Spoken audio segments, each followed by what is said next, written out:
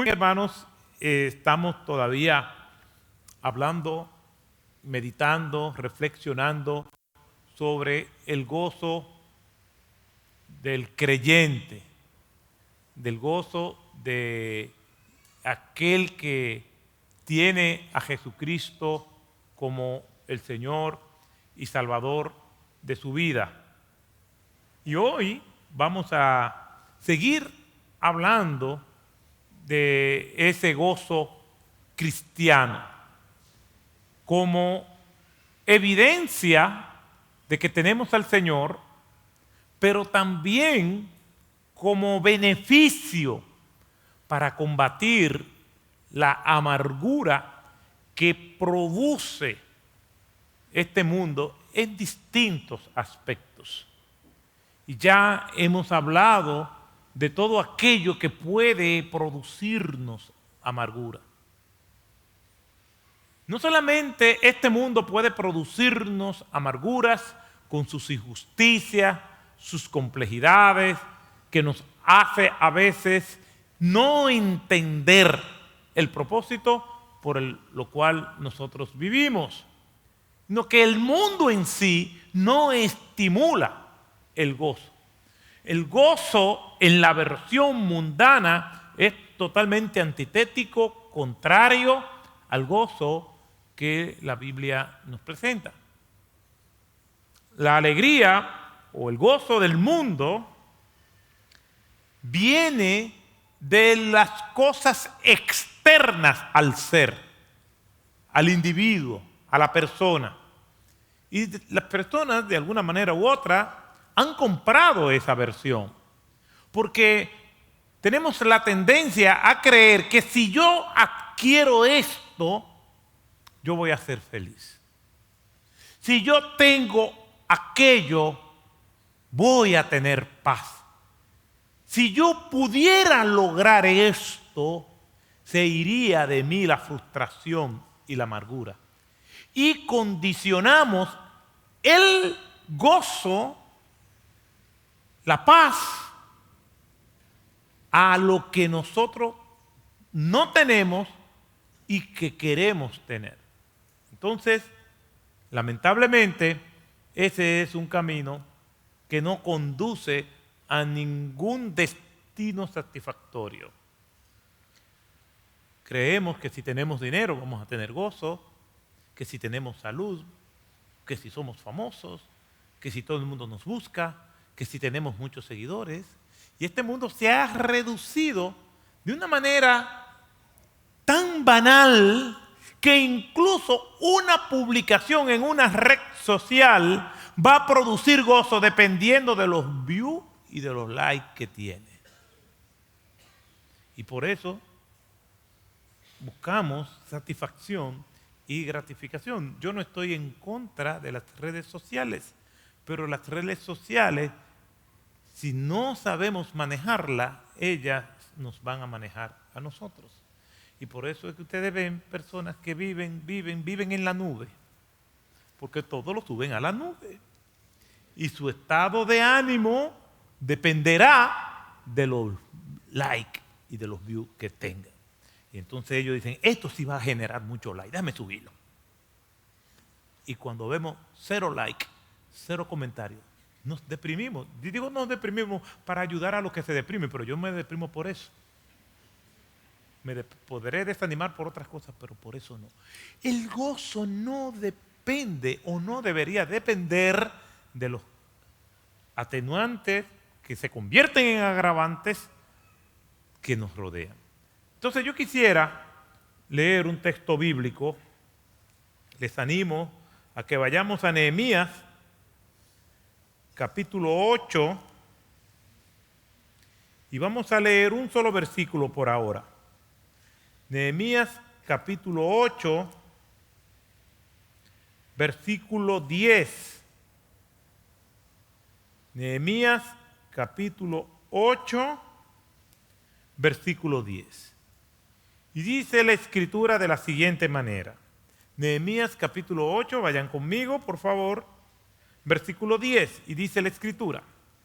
También les dijo, id comed de la grosura, bebed de lo dulce y mandad raciones a los que no tienen nada preparado, porque este día es santo para nuestro Señor. No os entristezcáis, porque la alegría o gozo del Señor es vuestra fortaleza. Este mismo texto bíblico quiero leerlo, si me permiten, por favor, en la Nueva Traducción Viviente.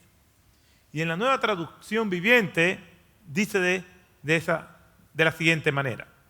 Nehemías continuó diciendo: vayan y festejen con un banquete de deliciosos alimentos y bebidas dulces y regalen porciones de comida a los que no tienen nada preparado.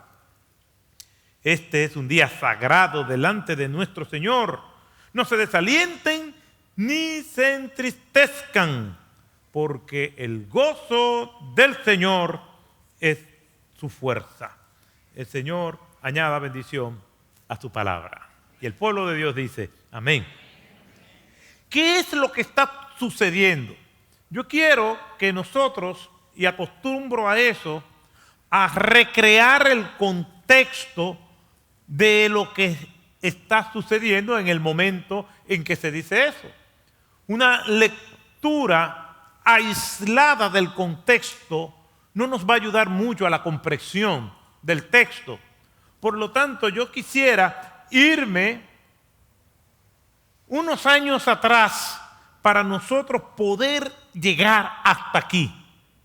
Y voy a hacer un resumen hasta llegar a ese momento en que este capítulo 8, versículo 10, da esta declaración. El reino de Israel en los días de Saúl, en los días de David y en los días de Salomón era un reino unido. Salomón tuvo varios hijos, pero quien heredó el trono fue Roboam. Y Roboam tomó medidas desafortunadas en su gestión como rey, y las 12 tribus de Israel que formaban el Reino Unido entonces se dividieron producto de una guerra civil encabezada por el general rebelde Jeroboam I. Y esas 12 tribus que formaban el Reino Unido entonces forman dos reinos. 10 tribus se van con el general Jeroboam y 2 tribus permanecen con Roboam. A las tribus leales a Jeroboam se le llamó reinado del norte o reinado de Israel con capital Samaria, y a las tribus leales, es decir, la de Judá y la de Benjamín, leales a Roboam, se le llamó reinado del sur o reinado de Judá con capital Jerusalén. A partir de ahí son dos historias paralelas, y aquel Reino Unido ya no fue más. El imperio asirio invadió al reinado del norte o reinado de Israel, y esos asirios mezclaron a los ciudadanos del reinado del norte con ciudadanos de otros pueblos y lo mezclaron. No solamente lo mezclaron, sino que leudaron la fe de ellos y también lo incitaron a adorar a otros dioses. Ese reinado del norte tenía como capital Samaria, y de esa mezcla es que vienen los samaritanos, y se le conoce como las 10 tribus perdidas de Israel. El reinado del sur con capital Judá o reinado de Judá, pues después también cae y es invadido por los babilonios. Ya nosotros conocemos parte de esa historia. Nabucodonosor el Grande rodeó, sitió la ciudad de Jerusalén y Jerusalén cayó. Sin embargo, estos territorios del territorio de Judá, que fue invadido por los babilonios, hizo que las personas que vivieran allí fueran dispersas y desterradas a otros pueblos. Y la ciudad de Jerusalén, como nosotros leemos en Nehemías capítulo 1, en los primeros versículos, en los versículos del 1 al 3, nos habla en la condición en que quedó: desolada, el muro derribado, las puertas quemadas en el fuego, y todos los que quedaron, que no se habían ido al exilio, estaban en oprobio, en vergüenza, en una condición sumamente deplorable. Entonces, el imperio babilónico fue desplazado por el imperio medo-persa. Por lo tanto, los territorios que antes eran del imperio babilónico, ahora forman parte del botín de guerra del imperio medo-persa. Y entonces, en los días del imperio medo-persa, los judíos, después de 70 años esparcidos por diferentes lugares, se les permite comenzar a repoblar los territorios de Judá. Y es en los días de Esdras que comienzan las primeras expediciones a regresar a Jerusalén. 14 años más tarde, entonces, sigue una segunda expedición a repoblar la ciudad de Jerusalén y todo el territorio de Judá en los días de Nehemías. Quiere decir que entre Nehemías y Esdras hay 14 años de diferencia. Por eso, cuando nosotros leemos en el libro de Esdras, vemos que ellos comienzan a regresar a la ciudad de Jerusalén. Las autoridades del imperio babilónico le permiten regresar a su pueblo, y en los días de Nehemías se restaura el muro de la ciudad, las murallas, las fortalezas, para que entonces terminen de regresar los judíos. Y ese muro se reconstruye en un tiempo récord de 52 días, con todo tipo de oposición y hostilidades. Hemos predicado una serie hace algunos años acerca del libro de Nehemías, y nosotros vemos todas las vicisitudes, hostilidades, oposición, violencia, conspiración que tuvo Nehemías para que no se llevara a cabo la reconstrucción del muro. Y nosotros vemos que el muro terminó de construirse. Nehemías capítulo 6, verso 15, dice que la muralla fue terminada el 25 del mes de Elul, que es octubre, en 52 días. Lo que quiere decir que el pueblo ya estaba resguardado, estaba seguro, por lo tanto las condiciones para su repoblación y que se estableciera la adoración pública y colectiva en el recién restaurado templo destruido por los babilónicos comenzara a ser una realidad. Por eso, en el capítulo 8, que fue el capítulo que nosotros leímos, si nosotros leemos en el versículo 1, nos vamos a dar cuenta que entonces comienza una gran celebración.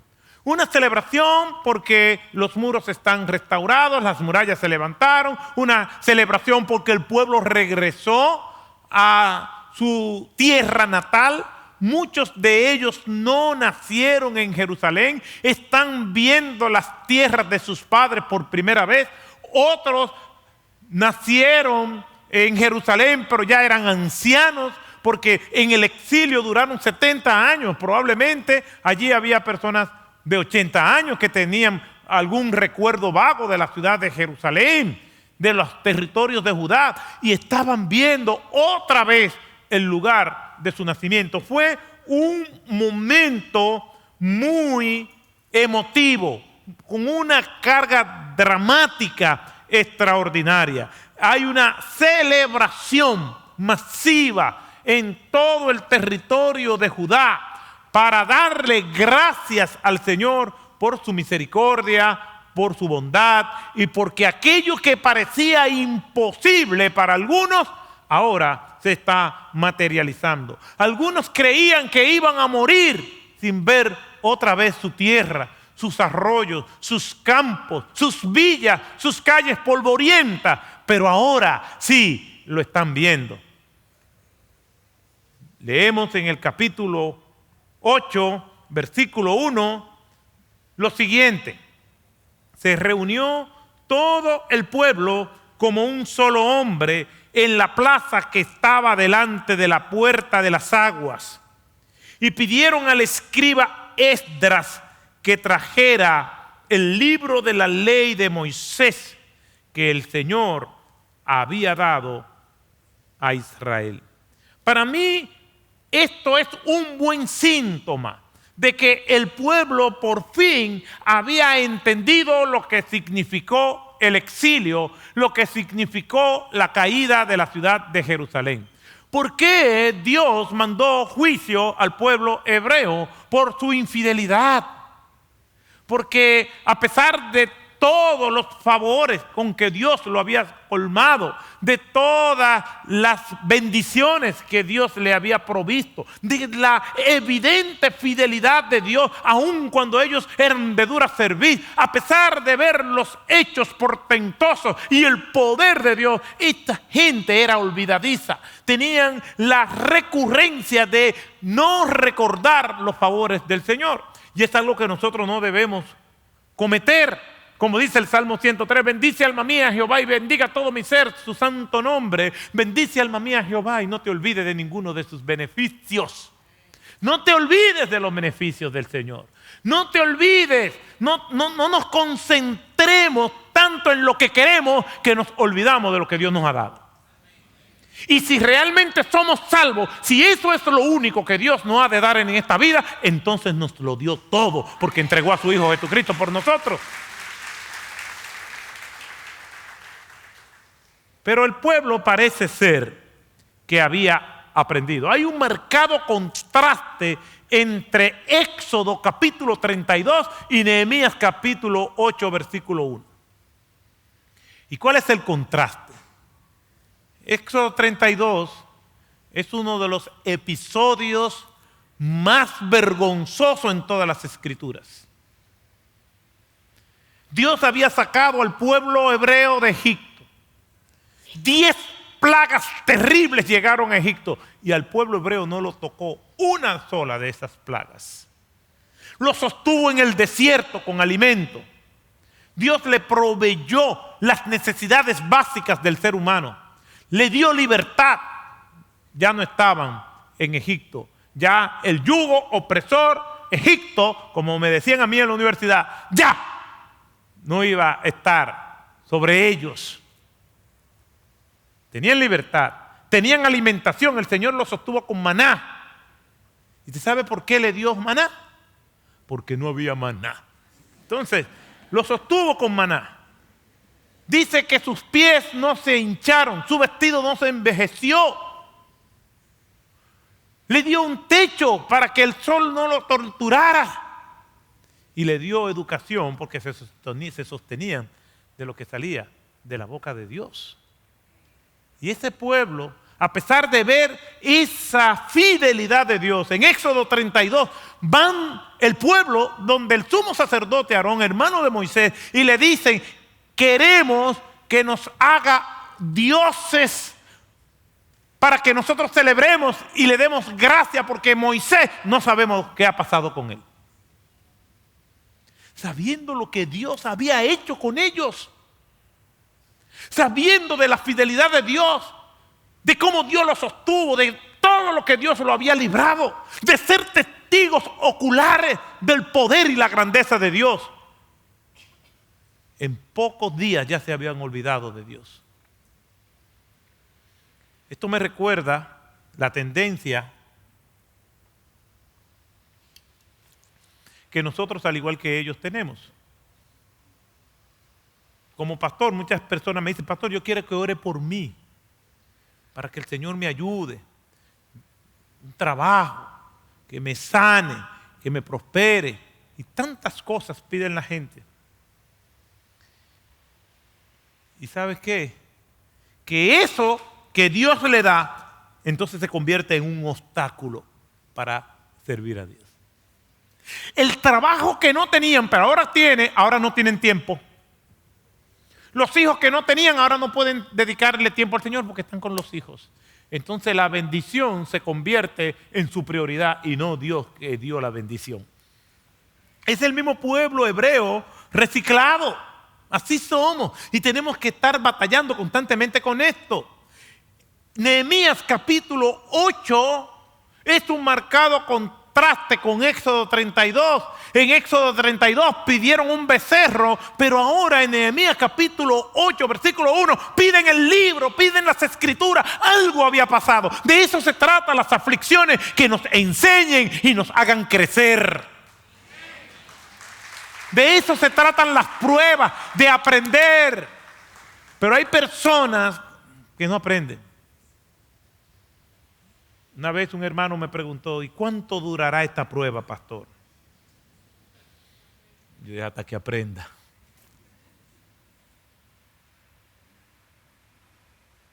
Las pruebas duran hasta que aprendamos. Si no pasamos la prueba, no vamos a pasar de curso. Esa es la realidad.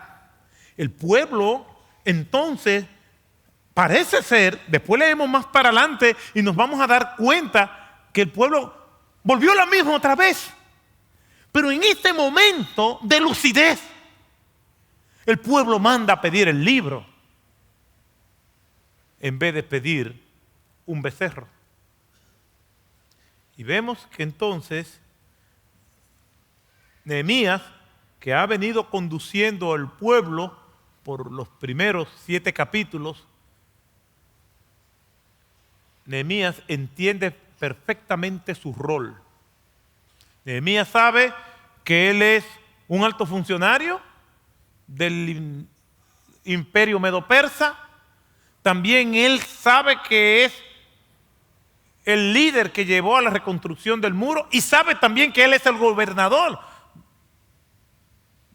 de Judá. Pero él no es profeta ni sacerdote. Y Nehemías se quita y da paso a Esdras, algo que no hicieron ni Saúl ni Usías. Y Esdras es entonces quien lee el libro de la ley de Dios. Esdras, antes de comenzar a leer el libro de la ley de Dios, se auxilia de hombres. Cuando nosotros leemos en el versículo 4, se auxilia de 13 hombres, 6 a su derecha y 7 a su izquierda. Y esos mismos hombres con otros más, mientras Esdras leía, muchos de ellos traducían a la lengua de las personas que estaban allí, que no sabían hablar el idioma hebreo. Y ellos le estaban traduciendo, habían nacido en el exilio, dominaban la lengua de los caldeos y probablemente no estaban entendiendo. También estaban los que le estaban explicando el significado de las Escrituras. Por eso nosotros nos reunimos aquí a estudiar la Biblia. Leemos el texto y explicamos el texto. Usted no viene a escuchar de mis cuentos, de mi testimonio personal.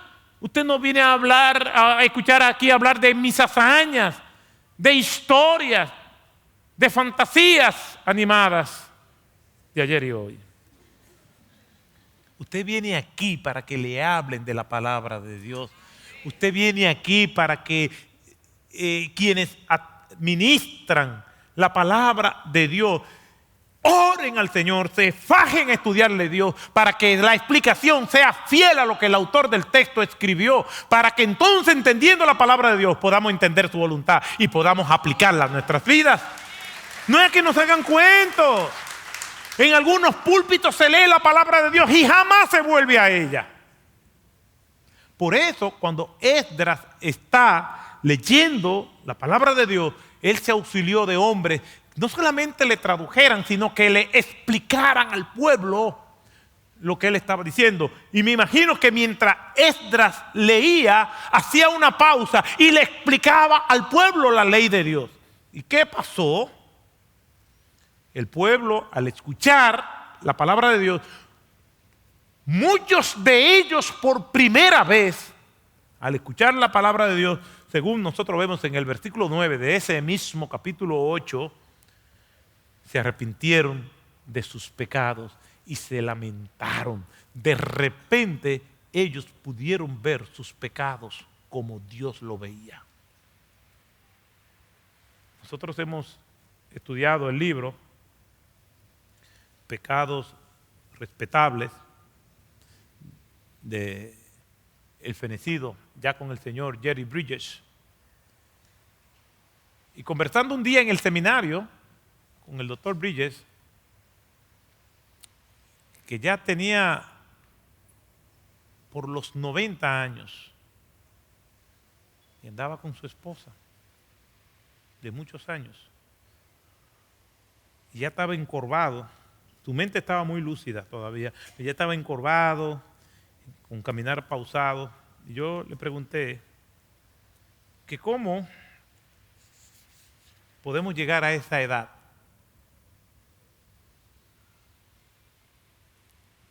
y todavía estar sirviendo. Que cómo podemos llegar ya a esa etapa de su vida y estar todavía con esa pasión por el Señor. Porque lamentablemente algunos en algún momento de este camino que Dios nos llama se han desviado o han avergonzado el nombre del Señor. Y su respuesta fue instantánea. Mira el pecado siempre como Dios lo ve. No lo racionalice. No le busque una lógica. Míralo como Dios lo ve. Y aquí, en este pasaje, en este versículo 9, nosotros vemos que estas personas están viendo su realidad. Están escuchando el libro de la ley de Dios que está haciendo una radiografía de lo que ha pasado y una autopsia de los que ya no están ahí porque han perecido. Hay toda una auditoría divina por medio de la palabra de Dios en todos ellos. Radiografía y autopsia se hacen para traer a la luz lo que había ocurrido. Ellos, al escuchar la palabra de Dios y entenderla, entonces se dieron cuenta cuán grande había sido su falta. De esto se desprende esta expresión que nosotros vemos entonces en el versículo 10, de que el gozo del Señor es nuestra fortaleza. ¿Y por qué el texto dice eso? ¿Por qué el autor, que probablemente es Esdras, de esa segunda parte del libro de Nehemías, dice que el gozo del Señor es nuestra fortaleza? Lo primero es que en este pasaje nos muestra una realidad. Este pueblo había sido infiel de una manera cínica, aún sabiendo todo lo que Dios había hecho en su vida, le dieron la espalda a Dios y pagaron las consecuencias por ellos. Lamentaciones, capítulo 1, el profeta Jeremías retrata las condiciones en que este pueblo estaba. Cómo ha quedado sola la populosa ciudad, la grande entre las naciones ha sido hecha tributaria, amargamente llora de día y de noche y no hay quien la consuele entre todos sus amentes. En esas condiciones tan decadentes comenzaron ellos a vivir. El pueblo que se mofaba de ser el pueblo escogido de Dios, ahora está en el exilio. Y allí en el exilio entonces se acordaban de Sión. En el Salmo 137, que es un salmo exílico, habla precisamente de que los moradores de Babilonia le decían: cántenos las canciones de Sión. Nosotros sabemos que son un pueblo alegre, que cantan bajo cualquier circunstancia. Y nosotros respondíamos, dice el Salmo: ¿cómo cantaremos en tierra de los extraños los cánticos de Jehová? Que pierda mi mano derecha su destreza, que se pegue mi lengua a mi paladar si cantamos en tierra de los infieles y de los burladores los cánticos de Dios. Por eso decidimos colgar nuestras arpas en los sauces y que el viento, si quería, los moviera. Así de dramática era la condición en que ellos estaban, porque se lo buscaron. Porque si somos hijos de Dios, en algún momento, si nosotros queremos salirnos con las nuestras, Dios va a disciplinarnos, porque dice la Escritura que Dios al hijo que ama disciplina. Hay gozo, sí, pero antes de que viniera la celebración había que hablar de lo que había acontecido. No es, venimos de la tierra del exilio, venimos de los distintos lugares y vamos a celebrar. No, algo pasó y tenemos que aclararlo. Antes del gozo, entonces, hay que hablar. Llegó el momento de hablar. Y ese episodio donde Esdras abre el libro de la ley y comienza a leerlo, es Dios hablando, es Dios diciéndole: antes de que venga la fiesta, déjenme hablarle, déjenme recordarle lo que sucedió. No es que, olvídate de eso y celebra. No, algo pasó. Y tenemos que hablarlo para que no vuelva a suceder. Hay personas que ofenden al otro, le dicen toda clase de insultos, de improperios, abusan, maltratan a los demás y después vienen como si nada ha pasado. Yo tengo el deber de perdonar, pero también debo exigir, vamos a hablar, para que eso no se repita nuevamente. Y esto es lo que nosotros vemos aquí. En varios textos bíblicos, las personas no les gusta dar explicaciones. El ser humano quiere siempre cubrirse con el manto de la impunidad, haber cometido algún agravio y que no se le rinda o no tener que rendir cuenta por ello. Va a haber celebración, vamos a deleitarnos en el gozo de Jehová, pero primero hay que hablar. Y eso lo vemos como una recurrencia en todas las Escrituras. Dice Génesis capítulo 45, versículo 15, después de ese encuentro de José con sus hermanos, dice la Escritura que José, Génesis 45, 15, besó a todos sus hermanos y lloró sobre ellos. ¿Y qué dice el texto? Y después sus hermanos hablaron con él. Es muy bonito el encuentro. Sí, yo los perdono. Sí, pero vamos a cerrar ese capítulo. No es que no ha pasado nada. Sí pasó algo. Lo que pasa es que te estoy perdonando a pesar de lo que sucedió. Pero vamos a hablarlo. Ellos tenían que decirle a él: perdónanos. Independientemente de que él haya tenido la iniciativa de perdonarlos, ellos tenían que pedirle perdón a José. Y después sus hermanos hablaron con él. Los hermanos de José entonces aclararon todo. Es una celebración, es un tiempo hermoso. Qué bueno, José, que tú tienes esa visión, pero nosotros tenemos cuentas pendientes contigo, aunque tú no nos lo estás tomando en cuenta. Dios llama al pueblo a hablar. Isaías capítulo 1, versículo 18. Venid ahora, dice el Señor. Venid, vengan y razonemos. Venid y estemos a cuenta. Venid y razonemos. Aunque vuestros pecados sean como la grana, como la nieve, serán emblanquecidos. Aunque sean rojos como el carmesí, como blanca lana quedarán. Vengan, vamos a razonar. Ustedes están mal. Yo estoy dispuesto a perdonarlos, pero vamos a hablar. Antes de la celebración, antes de que venga la fiesta, antes de que celebremos la reconciliación, tenemos que hablar qué pasó. Y tenemos que reconciliarnos mediante la humillación y el arrepentimiento. Dios llama a su pueblo a orar. Pedro había negado al Señor. Y nosotros vemos en las Escrituras, en Juan capítulo 21, que se reunieron todos ellos frente al mar de Tiberias. Y Pedro dijo, voy a pescar. Y ellos dijeron, vamos nosotros también contigo. Estaban juntos Simón, Pedro, Natanael el de Caná de Galilea, Tomás llamado el Dídimo, los hijos de Zebedeo, Juan y Jacobo, y otros dos más de sus discípulos. Y aquella noche no pudieron pescar nada. Y cuando ya iba amaneciendo, Jesús se le apareció en la orilla y les dijo, hijitos, ¿tenéis algo de comer? Y ellos dijeron, no. Entonces él respondió y le dijo, echad la red a la derecha y hallaréis.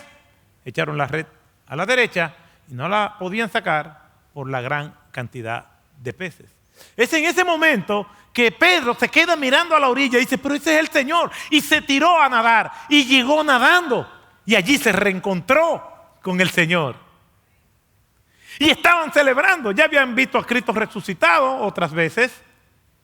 Ya no había duda de que Cristo es el Mesías. Y cada reencuentro después de la resurrección era todo un evento de gozo, de alegría, de emociones. Y allí se comieron un pescadito, lo cocinaron. Y mientras se lo estaban comiendo, miren lo que dice el texto en Juan capítulo 21, versículo 15. Entonces, cuando habían acabado de desayunar, Jesús dijo a Simón, Pedro, Simón, ¿me amas más que estos? Pedro le dijo, sí, Señor, tú sabes que te quiero. Jesús le preguntó, ¿cómo? ¿Me amas? ¿Cómo respondió él? Te quiero. Jesús le dijo, apacientas mis corderos.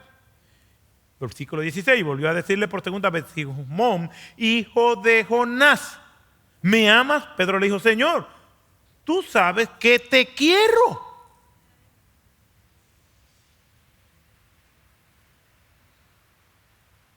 Jesús le dijo, pastorea mis ovejas. Versículo 17. Le dijo por tercera vez, Simón, hijo de Jonás, ¿me quieres?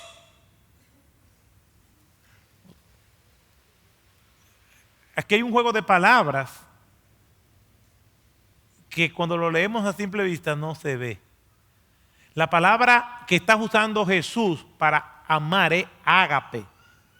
Y si pudiéramos conjugarlo, haciendo una transliteración, diríamos, Pedro, me agapas, me amas con amor ágape, que se entrega a cambio de nada, el amor de Dios por nosotros, el amor de Cristo. Y Pedro lo que responde, te fileo, el amor filial, fraternal. Jesús le dice, Pedro, ¿me amas? Te quiero. Por segunda vez, ¿me amas? Te quiero. Entonces Jesús dice, ¿me quieres? ¿Realmente?